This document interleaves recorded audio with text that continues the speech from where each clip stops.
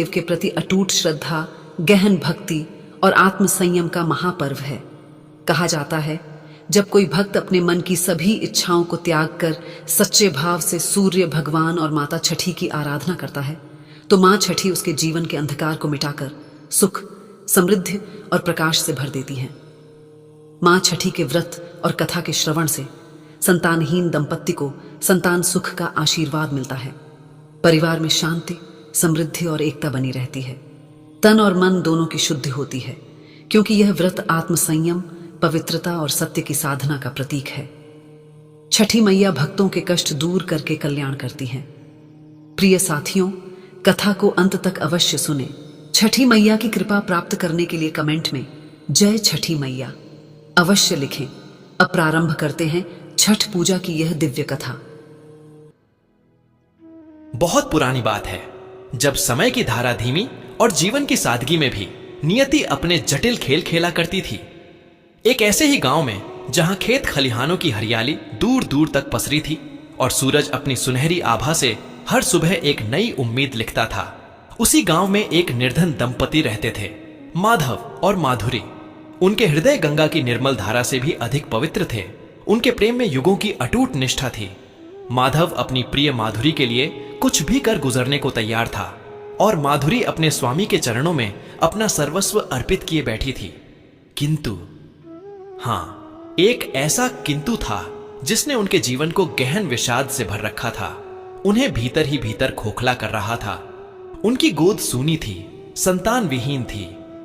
उनकी विवाह को वर्षों बीत चुके थे। वसंत पर वसंत आए और चले गए। खेतों में फसलें लहलहाईं और कटीं, पर उनके आंगन में किलकारी की ध्वनि कभी नहीं गूंजी। पहले पहल उन्हें लगा शायद अभी समय नहीं आया। फिर प्रतीक्षा ने आशा का रूप लिया, आशा ने बेचैनी का, और बेचैनी ने एक गहरे असहनीय दर्द का। माधुरी का हृदय मातृत्व की तीव्र लालसा में तरपता रहता था। हर सुबह जब वह अपनी पड़ोसिनों को, अपने बच्चों को दुलारते देखती तो उसकी आंखों में एक अनकही पीड़ा तैर जाती। वह अपने आंचल में छिपाकर आंसू बहाती ताकि उसके स्वामी की आंखों में अपनी पीड़ा ना उतर जाए। माधव भी कम दुखी नहीं था। वह अपनी प्रिय माधुरी के सूने आंचल को देखकर भीतर ही भीतर टूट जाता था। उसकी मर्दानी आंखों में भी आंसुओं का समुद्र उमड़ता, जिसे वह अपनी पत्नी से छिपाकर रात के अंधेरे में या खेतों में अकेले बहाता। वह अपनी पत्नी को देखता तो उसके मुख पर एक कृत्रिम मुस्कान ले आता, जैसे सब ठीक हो। पर माधुरी भी उसकी आंखों में छिपी व्यथा को पहचान जाती थी। एक दूसरे से दर्द छिपाते छिपाते उनका दर्द और गहरा होता चला गया। स्वामी, माधुरी एक दिन संध्या के समय माधव से बोली, जब वह कामकाज से थका हारा लौटा था। मन बहुत विचलित है। हर घर में हंसी खेल है, बस हमारा घर खामोश है। क्या यह मेरी ही कोई चूक है? क्या मेरे ही कर्म इतने हीन हैं? उसकी आवाज में दर्द का समुद्र था जो पल भर में उमड़ने को तैयार था। माधव ने उसके हाथ अपने हाथों में ले लिए, जो वर्षों की मेहनत से खुरदुरे हो चुके थे। नहीं प्रिय माधुरी, ऐसी बातें क्यों करती हो? यह हमारी नियति है। नियति ने ऐसा खेल खेला है जिससे बचना किसी मनुष्य के लिए असंभव है। तुम दोष मत दो स्वयं को। हम दोनों एक ही राह के पथिक हैं, एक ही नाव के सवार। सुख दुख में हम साथ हैं। उसकी वाणी पर तो नियंत्रण था, पर उसकी आंखों में छलकते आंसुओं को माधुरी देख चुकी थी। वह चुपचाप उसके कंधे पर सिर रखकर जैसे और टूट गई। गांव समाज में उनकी स्थिति दिन ब दिन दयनीय होती जा रही थी। पहले लोग सहानुभूति दिखाते, फिर सलाहें देने लगे, और फिर धीरे धीरे उनकी सूनी गोद को लेकर कानाफूसी होने लगी। अभागिन है, इसका ही कोई दोष होगा, स्त्रियां एक दूसरे से फुसफुसाती। जिस घर में संतान न हो वहां लक्ष्मी भी स्थिर नहीं रहती, पुरुष कठोरता से कहते। माधुरी को जब कोई पूछता, कोई खुशखबरी है क्या, तो उसके हृदय पर जैसे किसी ने गर्म सलाखें दाग दी हों। वह बस एक सूखी मुस्कान देकर सिर झुका लेती। पड़ोस की शादी ब्याह में बच्चे के जन्म से जुड़े संस्कारों में उसे दूर रखा जाने लगा। यह अभागिन है, इसके आने से अशुभ हो जाएगा, लोग कहते। कभी किसी बच्चे को प्यार से छूने जाती तो उसकी मां झट से अपने बच्चे को खींच लेती, जैसे माधुरी की छाया भी उस पर न पड़ जाए। यह अपमान, यह तिरस्कार, यह उपेक्षा उस निर्धन दंपति के लिए भूख और गरीबी से भी अधिक कष्टकारी थी। माधुरी को लोगों के बीच सामान नहीं मिलता था। वह एक अभागिन समझी जाती थी।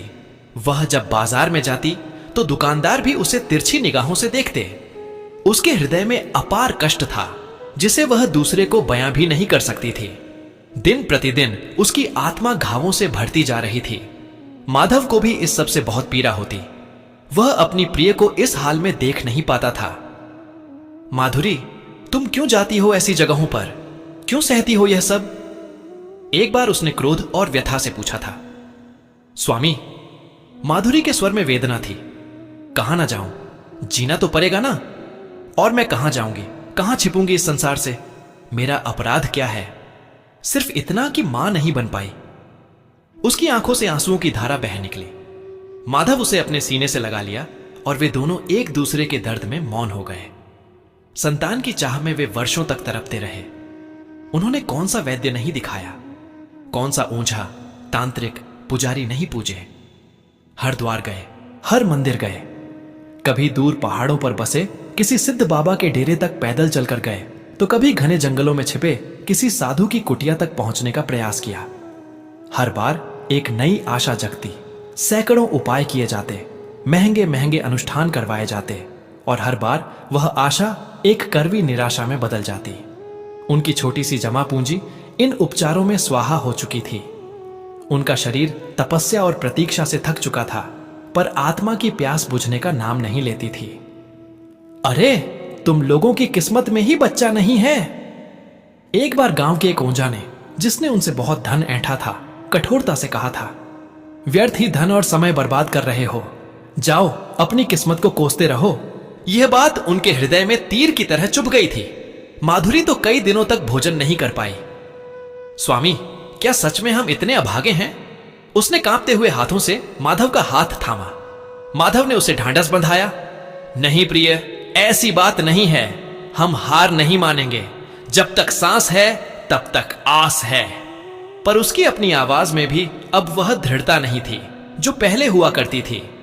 उनके मन में अब संदेह और अविश्वास ने जगह बनाना शुरू कर दिया था। क्या ईश्वर भी उनकी नहीं सुन रहा? क्या वाकई कोई शक्ति नहीं है जो उनकी पीड़ा को समझ सके? उनकी आंखों में अब एक सूनापन, एक गहरा अवसाद घर कर गया था। जीवन जैसे रंगहीन हो चुका था। वे सिर्फ सांस ले रहे थे, जी नहीं रहे थे। दर दर की ठोकरें खाकर, लोगों की तान सुनकर, डांट खाकर वे दोनों भीतर से इतने टूट चुके थे कि अब किसी पर विश्वास करना भी मुश्किल हो गया था।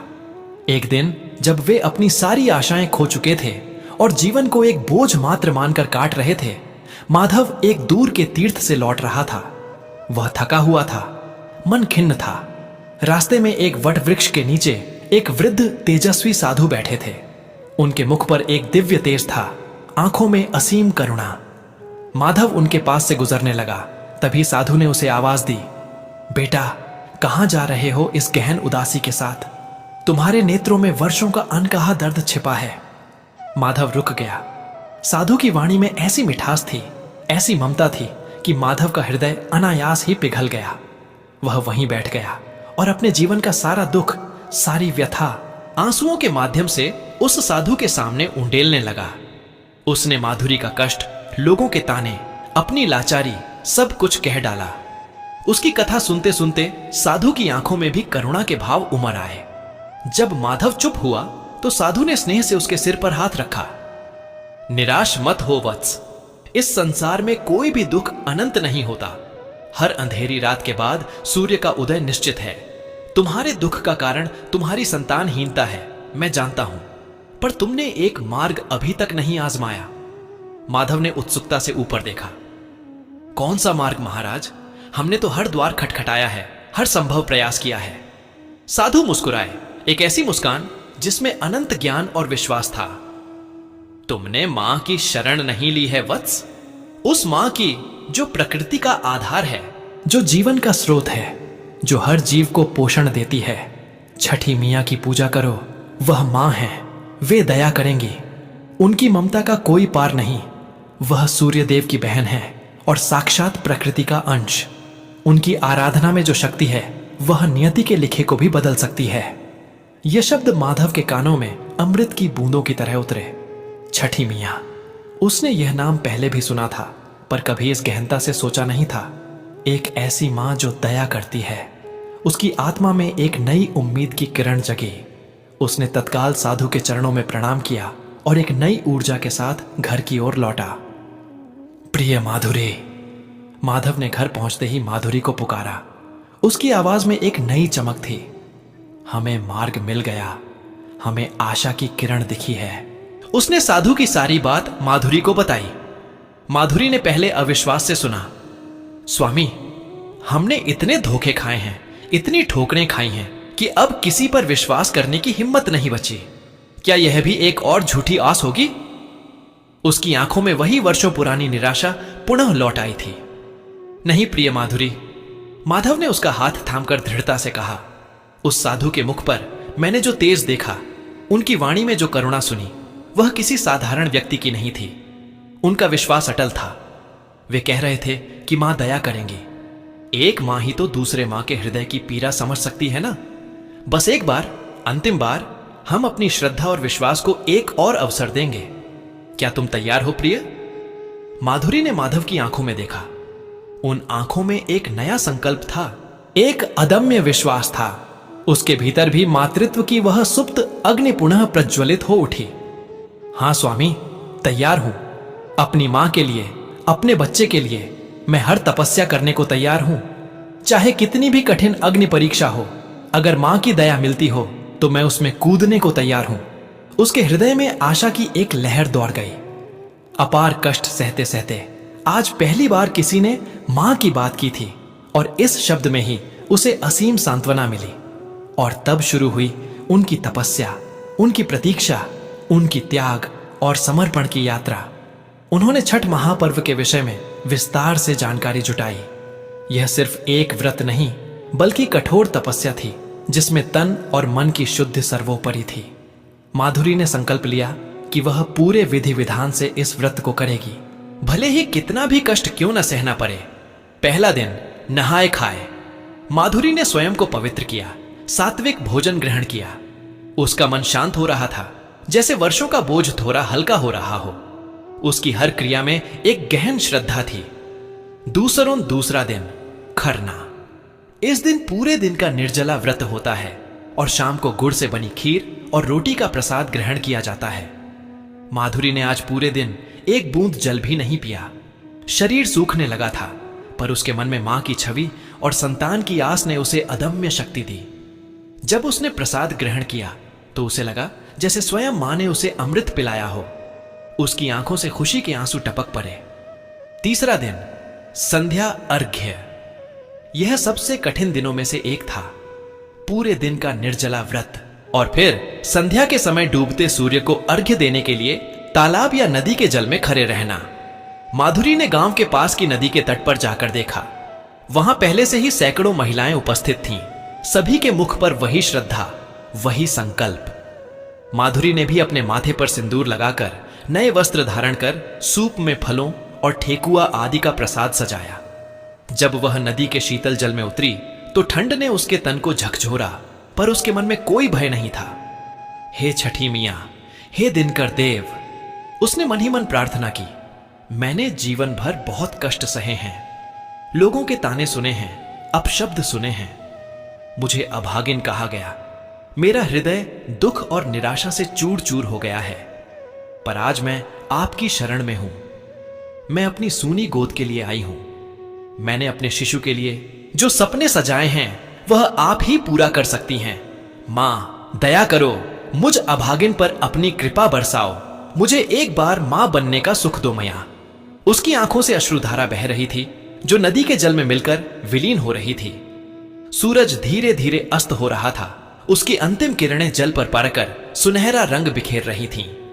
उसने अपने हाथों में अर्घ्य का सूप उठाया और डूबते सूर्य के समक्ष श्रद्धा से अर्पित किया। माधव भी उसके बगल में खड़ा था। अपनी पत्नी की इस अपार तपस्या को देखकर उसकी आंखें भी नम थीं। उसने माधुरी के दृढ़ संकल्प को देखा और भीतर ही भीतर मां छठी से प्रार्थना की। हे मां, मेरी प्रिय की तपस्या को स्वीकार करो। उसे उसका वर्षों पुराना वरदान दो। पूरी रात माधुरी ने जाग कर बिताई। उसका शरीर तपस्या से थक चुका था। पर मन में एक अनूठी शांति थी। उसे ऐसी अनुभूति हो रही थी जैसे कोई अदृश्य शक्ति उसे सहारा दे रही हो।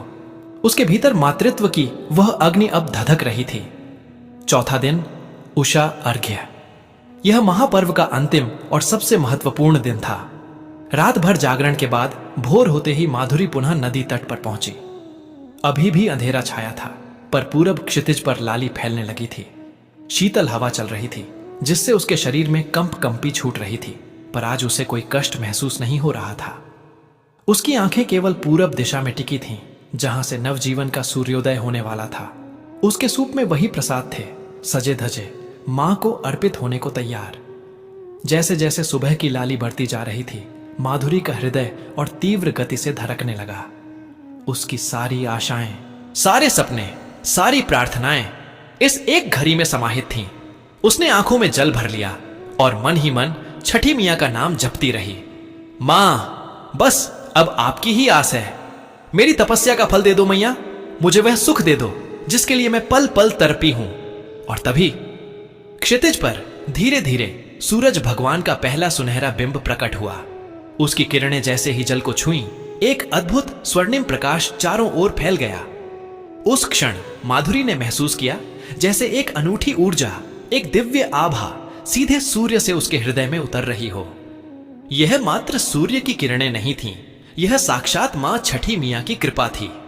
एक पल के लिए माधुरी को लगा जैसे वह किसी और लोक में पहुंच गई हो। उस प्रकाश ने उसके तन मन को जैसे शुद्ध कर दिया, उसके वर्षों के कष्ट को धो डाला। उसने आंखें बंद कर लीं और मां के प्रति कृतज्ञता से भर गई। जब उसने अपनी आंखें खोलीं तो उसने अर्घ्य अर्पित किया। उसके बाद उसने देखा कि उसके घर की दिशा से एक दूधिया शीतल प्रकाश उसके आंगन में प्रवेश कर रहा है, जैसे कोई अदृश्य शक्ति उसके घर को पवित्र कर रही हो। माधव भी यह दृश्य देखकर आश्चर्यचकित रह गया। उसने भी उस प्रकाश को अपने घर की ओर जाते देखा। वह अलौकिक था, साक्षात देवीय प्रकाश। व्रत पूर्ण होने के बाद माधुरी घर लौटी। उसके मन में एक अजीब सी शांति और विश्वास था। कुछ दिनों बाद ही उसे पता चला कि उसके सूने आंचल में अब एक नन्हा जीवन पल रहा है। यह खबर सुनकर माधव और माधुरी खुशी से झूम उठे। वर्षों की तपस्या, त्याग और प्रतीक्षा का फल उन्हें मिल चुका था। उनकी आंखों से जो आंसू बहे, वे अब दुख के नहीं बल्कि अपार आनंद और कृतज्ञता के थे। माधुरी ने साक्षात छठी मियां के दर्शन जैसे कर लिए थे। उसे लगा मां अपने बच्चे की इच्छा पूर्ण करने साक्षात उसके घर आई थी। 9 महीने बाद उनके घर एक सुंदर स्वस्थ शिशु ने जन्म लिया। उनकी गोद में वह नन्हा सा प्राण एक ऐसा प्रकाश था जिसने उनके जीवन के सारे अंधेरे मिटा दिए। गांव में यह खबर आग की तरह फैली। जो लोग कभी माधुरी को अभागिन कहते थे, जो उसे दूर रखते थे, वे अब इस चमत्कार को देखकर अचंभित थे। उनकी आंखें विश्वास से भर उठी थीं। उनका अविश्वास श्रद्धा में बदल गया। माधुरी और माधव की कथा अब केवल उनकी अपनी कथा नहीं रही, बल्कि पूरे गांव के लिए आशा का प्रतीक बन गई। वह दिन सिर्फ उनके लिए नहीं, पूरे गांव के लिए आशा का प्रतीक बन गया। गांव के लोगों ने देखा कि कैसे अपार कष्ट सहने के बाद असीम श्रद्धा और अटूट विश्वास से नियति के लिखे को भी बदला जा सकता है। माधुरी और माधव के घर में अब किलकारियां गूंजती थीं और उनके आंगन